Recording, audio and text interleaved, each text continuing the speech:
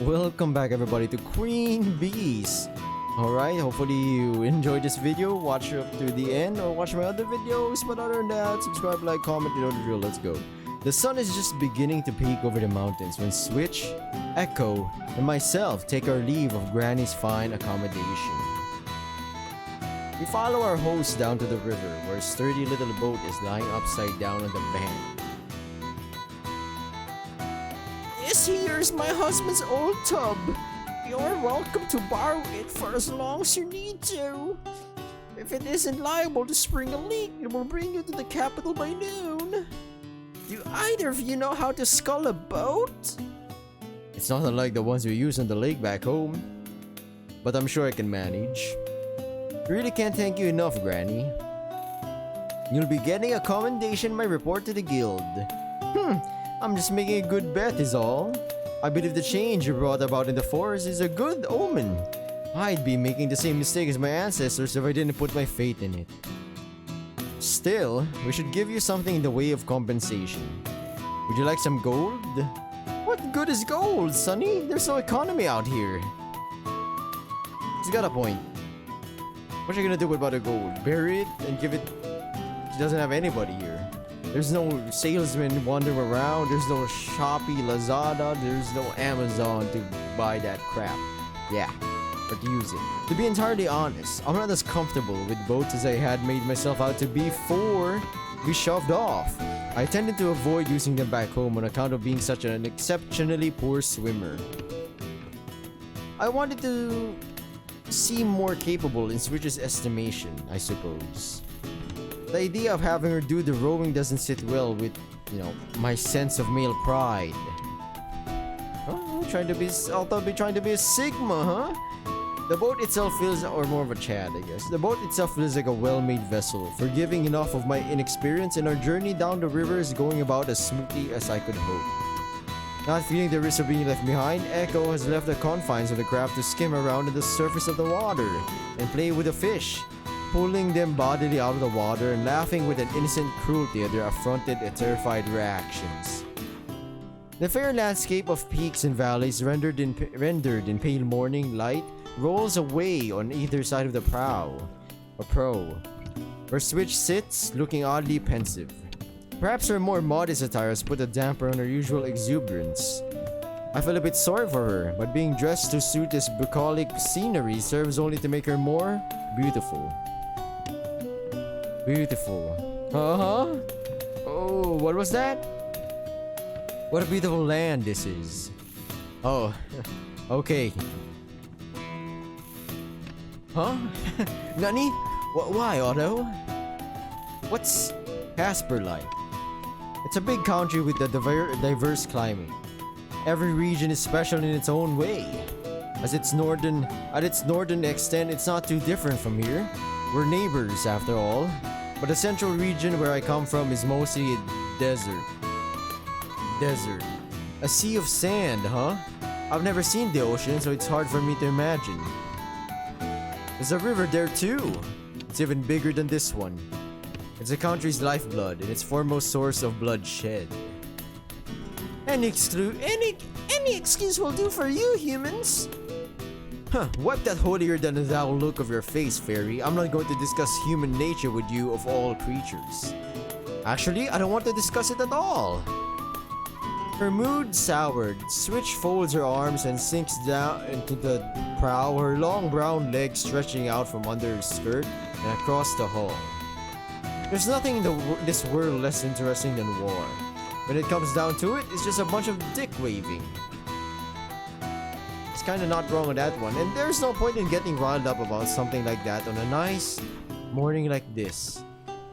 The sun is shining and there's a cool breeze on the water. Go ahead and have a little nap. You're among friends here. Switch rolls onto her side and pushes herself upright again. Okay, it's time for a story. A story? Yup. Gotta stave off the drowsiness somehow. You're only delaying the inevitable. It's a story about the great river in my homeland. Every little kid in Casper knows it, so be a good girl and listen quietly. I'm not a child, I'm thousands of years old. Alright?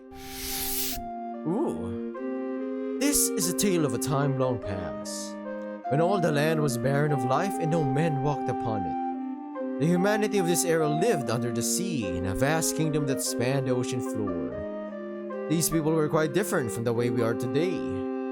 They had scales in their skin and webbed fingers and toes. What do you mean by webbed? Take a look at your own fingers. Do you see the little webs at the base? Picture those but spanning the length of the finger. Seems like would be kind of a nuisance. Ah, sorry. Go on. Among the sea people, the loveliest was the king's eldest daughter, Misu. She was everyone's idol, an unmatched beauty whose singing was said to be able to quell any discord. But this princess also had a reputation for being something of an eccentric. Nobody understood this better than her long-suffering childhood friend, and the hero of many a song and story, Wata. Hey, you see, Misu was fascinated by the dry, desolate land above the water, and made no secret of it. She would spend hours sticking her head out of the water to gaze upon it, swimming all along the coastline to see as much of it as she could, eyes shining with curiosity. Where Wata and others saw only a bleak expanse of death, she saw an unexplored frontier. This strange behavior was all well and good until she went as far as leaving the water entirely, to perch on the rocks by the shore and sing under the blue sky. And if she had sounded Tres Bien, or Très Bien, not Tres, Très Bien before, it was nothing compared to how beautiful her voice sounded now, as it echoed through the heavens. The sea people were all moved to tears, with the exception of the prudent Wata,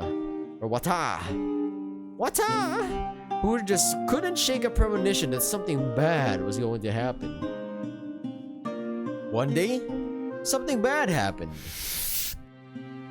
It had come from the darkness between the stars, a gigantic dragon all made of star rock. This alien had heard Misu's song even over the roar of its great stomach, empty from a long journey across the void, and had descended to investigate. It had come down many leagues inland, but such was the size of the brute that Wata could easily sight it from his low perspective in the water.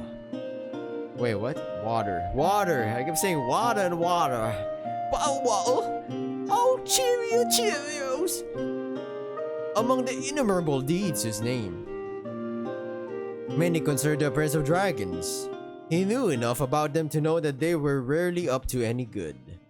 He resolved himself to confront it without delay. Taking up the trusty bone spear that had seen him through many a life or death battle, he swam to the surface. His thought was to make the trek overland rather than wait for the dragon to reach the sea. Even though he'd be playing an away game?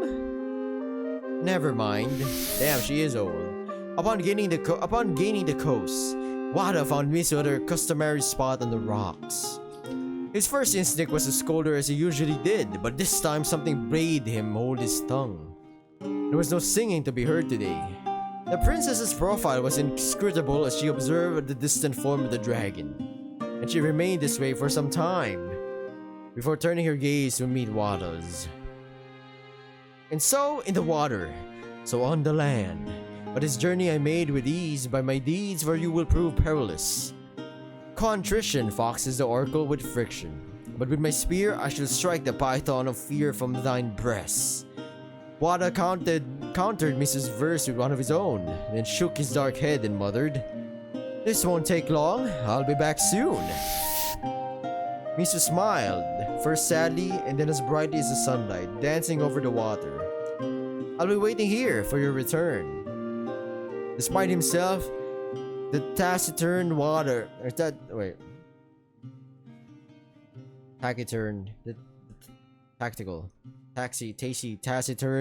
returned her smile and left the water with a great leap. He landed on his feet, then stumbled and fell, and so it was that man first set foot upon the earth. At first, Wata went on his hands and knees. It was hard going on the hot, rough sand, and it wasn't long before he was raw and bloody. The trail he left in his wake was littered with fallen scales. But he wasn't called a hero for nothing. He persevered, and eventually got the hang of walking on two legs. It seemed like a good idea. In fact, it was such a good idea that we do the same to this day. It was high noon. It's high noon time. It was high noon when he arrived at the edge of the dragon's shadow. He was weak and weary, but resolved to do what he must. "Hail, pilgrim," he cried. "What brings you to this land?" "I'm looking for something to eat," replied the dragon. Ponderously, "I'm ever so hungry." "You look rather tasty, if a little insubstantial. Are there more of your kin in yonder ocean? I think I can manage about 5,000 of you." "I alone will be more than enough to sate your appetite, dragon," declared Wada. Raising his spear, it was as he had suspected. The visitor had only foul designs for his people. The dragon sighed massively, whipping up a sandstorm with his merest exhalation, and swatted at Wata with a tremendous forelimb. Wata could only make a desperate thrust with his long spear. The blow struck true enough to break the dragon's skin and draw forth its boiling blood, but the spear broke, and it was a minor wound compared to the one he suffered in exchange, which was surely fatal. Wada lay on the sand in a pool of his life's blood, his soul fast submerging in despair. The memory of Misu's face and voice, which though he hadn't realized it until this moment, had brought him this far, was growing indistinct in his mind's eye. He couldn't remember the last time he had sincerely praised her singing, and that regret hurt as much as his wound. He had just about resigned himself to his miserable fate when he noticed a glittering shape in the sand where the dragon's spilled blood met his own. The dragon's molten blood had cooled and hardened into a strangely shaped, terribly sharp piece of metal. The world's first sword. Mustering the dregs of his courage, Wata took up the sword and clambered under the dragon's great body. Up and up he climbed. The dragon stomped around, trying to figure out where its snack had disappeared to. When he was atop the monster's head, he took the blade and thrust it in as far as it would go. The new weapon cut through the dragon's stony brow as though it were butter, and slew it. The dragon's gigantic body set into the earth, and stirring no more became a mountain. Sorry about that. There we go. Wata lay upon the summit, dying of his injury. However, his strong wish to return home became the source of a river of his own blood, which ran down the dragon's body along the long trail he had left in the sand and into the sea. Misu, true to her word, was there to welcome him, becoming the waves that crash against the shore and mingle with the river at its mouth. To this day, the vast, gentle song of the waves on the shore remain a balm that can heal any troubled heart. Damn, Wata died a hero, man. What a G. Switch mutters some words in her mother tongue that sounds like a prayer. I'm about to ask what they mean when Echo interjects. Mankind emerging from the sea, eh? What amusing fantasies you humans dream up. I'm not claiming this story to be a real historical event. It's a myth, an allegory. It has value beyond its factuality. Psh! I can tell you of the true origin of humanity if you'd like. I have a feeling you're going to whether I like it or not. Echo, blatantly ignoring Switch, clears her throat. In the distant past, the great spirits who held dominion of the world created the first humans out of clay to function as their servants. Oh boy, here we go. I'm sure it's a blow to her pride, but it's the truth. Somehow, I was expecting something along these lines. With the exception of their ears, which were made round instead of pointed in order to differentiate from their masters, they created these servants in their own image, and such was their consummate craftsmanship that they could not help becoming enamored with their own creations. Alas, as a result of the unfortunate unions that thence transpired, the divine spark of their being was mixed into the crude matter of the humans. Consequently, these mud people developed wills of their own, and the ability to reproduce, and all the other stuff that, though in the hands of the great spirits was good and proper, has enabled humans to become such a prolific nuisance. If you doubt me, how do you account for the elfin people having greater capacity for the divine language? They simply have more divinity in their being. Elfin people? Folks with pointed ears. Elves. Okay, and the divine language is magic, presumably? Yep. Well, you asked me how I account for it, but it's not like any of the elves I know are any good at magic. Or rather, it's more like there's nothing to suggest any correlation. Winnie knows almost everything, but she doesn't know the slightest bit of magic, to say nothing of that Rocher who is about as magical as a dead rat. Your sample size is too small. And, if you'll pardon my bluntness, it was our Switch's magic that was the cause of her undoing back in the forest. I think you'll agree she has very round ears. Well said. It's simply not worth explaining the myriad and complex circumstances behind my defeat. Clearly, among which that crude martial spell was only the tiniest factor. I should instead graciously concede the point. More pertinently, you believe this nonsense about humans crawling out of the sea more? I mean, I can't say I believe it exactly, but that's besides the point. Switch wasn't claiming it as a fact in the first place. If anything, I'm quite sure she took some creative liberties with it. Very astute, Otto. As a matter of fact, I did. The tales, for example. What tales? Exactly. In most popular versions of the myth, the sea people are portrayed with the lower bodies of a fish, or whales, in other words, all tail from the waist down. That seems like it would be even more of a nuisance than having webbed fingers. Right? It never sat well with me, even when I was a child. I was vindicated somewhat when I found out that the tail of a fish is not homologous with the legs of a human. We actually have a little vestigial tail tucked away inside our bodies. What? Oh, the tailbone. It's true. So with science backing my aesthetic sensibilities, I decided to portray the sea people with legs and webbed digits instead. A stroke of genius, if I may say so myself. You take such liberties with the legendary matter of your people in the name of aesthetic sensibility? I mean, it's still in line with the principles of oral tradition. Stories are malleable, living things. And I guess I'm just a natural when it comes to storytelling. Switch folds her arms behind her head and leans back in the boat with an astonishingly smug expression on her face. Echo just can't compete when it comes to shameless boasting, it seems. And there she goes. Whoosh! She breaks off the conversation and begins flying around the boat in a slow circle, muttering. I've seen my fair share of naked humans and I've never seen any damn tail. I suppose you would have, with all those unfortunate unions you'd been engaging in. Oh yeah, what a jab.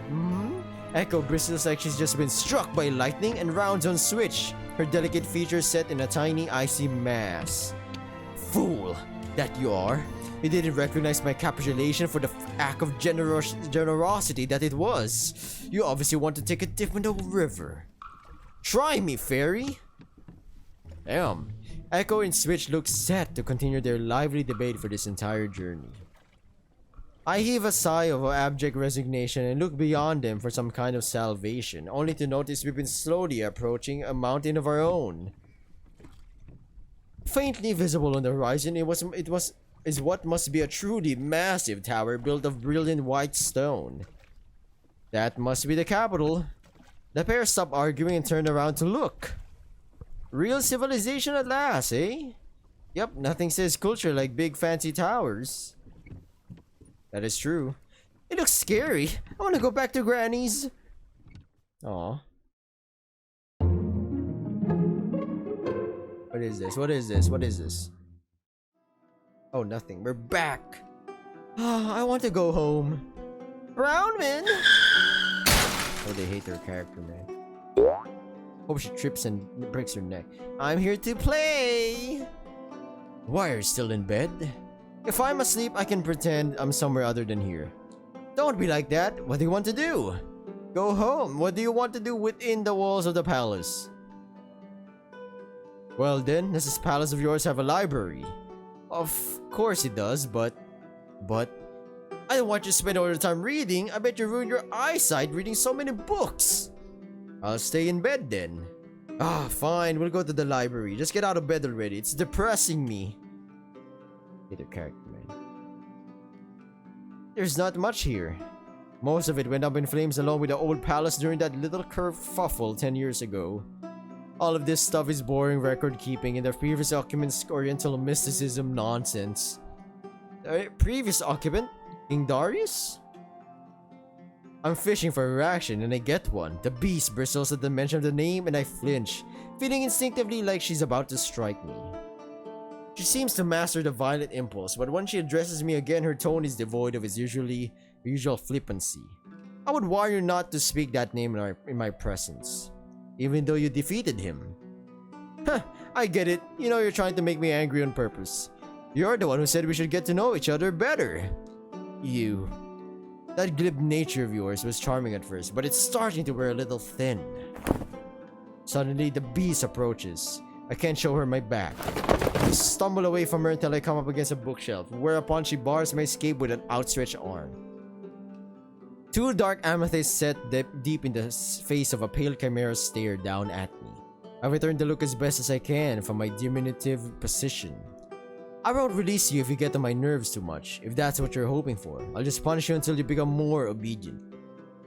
As she speaks, her reeking breath imposes itself upon my senses, making my eyes water. Ew! Have you been drinking? Isn't it rather early for that?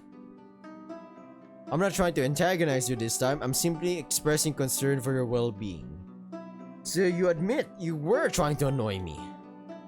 The beast straightens up and turns away from me, then paces back into the middle of the chamber. With a swish of her cape, she quickly turns to face me again.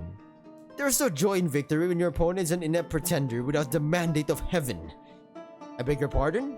Are we back into Eastern philosophy now? I'm talking about Darius, obviously. Don't make me say that vermin's name more than I must. I thought taking over this country would be the greatest victory of my life, but it turned out to be the most disappointing. To be quite candid with you, I've since lost all my enthusiasm for military campaigns. I'm at a loss as to what to do with the rest of my life. Assembling a harem of the world's premier beauties and cuties is good and fun and all, but since it won't be producing any heirs, it can ultimately only serve as an oasis for my heart. And I don't think I'm the type of person who can make love their raison d'etre. I butchered that. I could drop everything and go back to being the terror of the steppes. But that seems outright regressive now that I have a whole country to play with. It would be a waste. To play with, you say? Perhaps you would try your hand at honest statecraft? Serious suggestions only please, Brownwin. I was being serious. From what I gather, King Darius was a rather poor statesman. What better way to win a true victory over him than to rule this country more ably than he did? You are obsessed. I'll hear no more talk of that man from you, or so help me. Damn. If you absolutely must concern yourself with those that are dead and buried, you're in the right place. Read of their foolish lives until your eyes bleed for all I care. I myself have no interest in this dusty old crypt, so I'll take my leave of you for now. When you are quite satisfied and willing to behave more agreeably, the guard will escort you back. Just like that. She turns and leaves. I flush a little with embarrassment when I notice one of the harem guards had been mutely observing our whole exchange. Yeah, let's go back to Otto, the guy. Yeah, let's go. Don't worry, Brownman will save you, man. We'll save you, sister. Big Beer, the capital of the kingdom of Byron. A big buyer? Where I have apparently been living my whole life, might as well be a city on the moon for all I can compare to my little village in the valley. The huge buildings are packed together side by side, end to end, one on top of the other, and the streets and alleyways that run between them like the cracks in a dry lake bed are thronging with innumerable men and women of every race and walk of life. I've never seen so many people nor heard so many voices speaking so many different tongues. It's too much to take in. How does one hold on to their wits in such an environment? It's hot, stifling, even. It doesn't feel like there's enough fresh air. It's hard to breathe properly. A fist thumps into my upper arm. I turn to Switch, who seems quite at ease amongst this tumult. My doubtlessly typical reaction must be a source of great amusement for him. It's no use making a calf-led to market face like that, Otto. This is nothing compared to the great sulk back home. I guess this is no, one more. I don't see how that's possible. Well, if the rumors are to believe, we even get visitors from other planets. Other planets, you say? Yes? I'm having a hard enough time getting to grips with the sheer variety and quantity of my fellow man. Now you're telling me there are folk from other stars going about their business in our world as well? They aren't allowed to just come out and say it, but in the past I've taken some strange jobs that Actually, I probably shouldn't be talking about it. I'm gonna end this video right here, everybody. Sorry to cut it short. We see you in the next episode of Queen Beast. Hopefully you enjoyed the video. Watch my other videos. I'll be checking you out in the next episode. Different video. You get it. Subscribe. Like. Stay safe. Bye.